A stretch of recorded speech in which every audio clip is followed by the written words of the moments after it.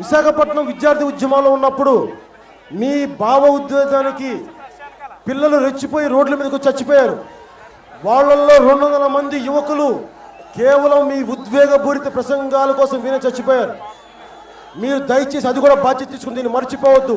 అది ఎప్పుడో 72లో జరిగిందంటే ఏమండి 72లో జరిగితే నన్ను తిట్టారండి, తెలంగాణలో నా సినిమా సెట్లు కాల్చారండి, నేను తెలంగాణ ప్రజలకు ఏం ద్రోహం చేశారండి, మీరు చేసిన విధి విధానాల వల్ల నన్ను తిట్టారండి.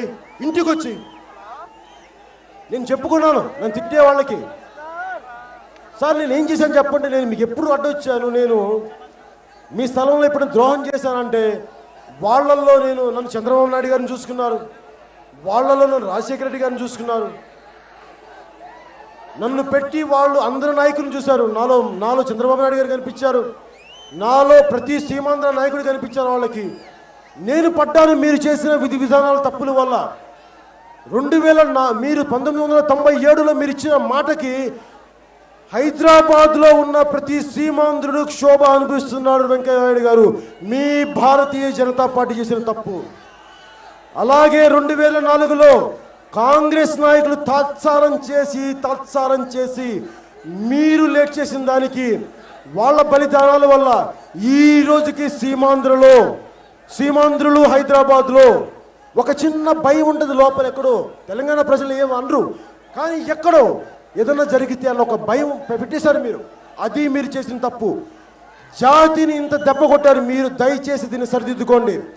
కాంగ్రెస్ నాయకులు, భారతీయ జనతా పార్టీ జాతీయ నాయకులు దయచేసి మీరు దీన్ని దృష్టిలో పెట్టుకొని ముందు రాజకీయాలు చేయబోయే ముందు, మేనిఫెస్టోల్లో మాట పెట్టబోయే ముందు మీరు చెయ్యగలిగేవే చెయ్యండి, చెయ్యగలిగేవే పెట్టండి.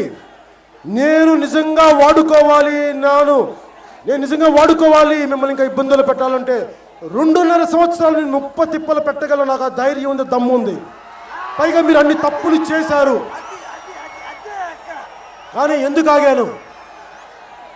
రాష్ట్రం విడిపోయింది, చాలామంది విసిగిపోయే రోడ్ల మీదకి వచ్చి, అటు తెలంగాణలో ఇటు హైదరాబాద్లో సీమాంధ్రలో. మళ్ళీ నేను వచ్చి ఇదే రాజకీయం చేసి ఎందుకు ఇబ్బంది పెట్టడం చెప్పి దానికి 2.5 సంవత్సరాలు అయిపోయింది. ఇక మీరు మేల్కొని ప్రజలకి న్యాయం చేస్తారా, ఇంకా ఇట్లాగే ఉంటారా అనేది మీ చేతిలో ఉంది. దయచేసి నాయకులందరికీ చెప్తాను, నాకు మీ మీద ఎదురు తిరిగే ప్రయత్నాలు వాతావరణం కల్పించగలి, ఇదే మిమ్మల్ని కోరుకున్నాను.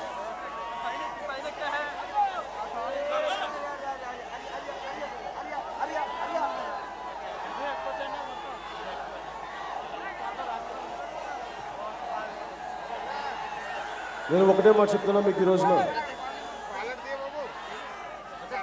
ఇందాక చెప్పాను కదా, కాంగ్రెస్ నాయకులు ఏ ఒక్కరు కూడా ఓట్లకైతే ఇక్కడికి వస్తారు, ఇక్కడికి వచ్చి మాట్లాడతారు. నేను వాళ్ళని ఒకటే అడుగుతున్నా, మీరు ఇక్కడికి వచ్చి ఫ్యూచర్లో భారతీయ జనతా పార్టీ నాయకులు కానీ కాంగ్రెస్ నాయకులు కానీ మీరు ఇక్కడ తిరగాలి అంటే ముందు ప్రజలకి దయచేసి క్షమాపణలు చెప్పండి. మీరు ఇన్ని కోట్ల మంది క్షోభ కలిగించారు, ఆ క్షోభ మీకు మంచిది కాదు. దయచేసి దీన్ని తెలుసుకోండి. నేను ఈ సభను ముగించబోయే ముందు ఒకటి అడుగుతున్నాను, మనం కూడా భారతీయులం. కార్గిల్లో యుద్ధంలో సైనికులు చనిపోతే ఉత్తర భారతంలో ఎంత ఏడుస్తారో మనం కూడా అంతే కన్నీళ్లు పెడతాం. భారత రాజ్యాంగానికి ఉత్తర భారతీయులు ఎంత గౌరవిస్తారో మనం అంతే గౌరవిస్తాం. భారతీయ చట్టసభలకు ఎంత గౌరవిస్తారో మనం అంతే గౌరవిస్తాం. అందుకని ఒకే ఒకసారి మన మాతృభూమికి జై జై చెప్పి సెలవు తీసుకుందాం.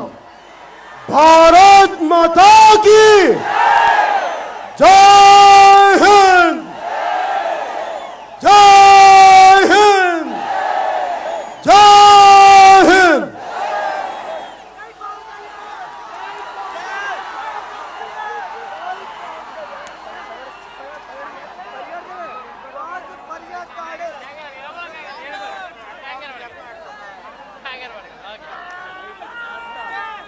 ఈ వీడియో వీడియోపై మీ విలువైన కామెంట్స్ ని మాతో షేర్ చేసుకోండి.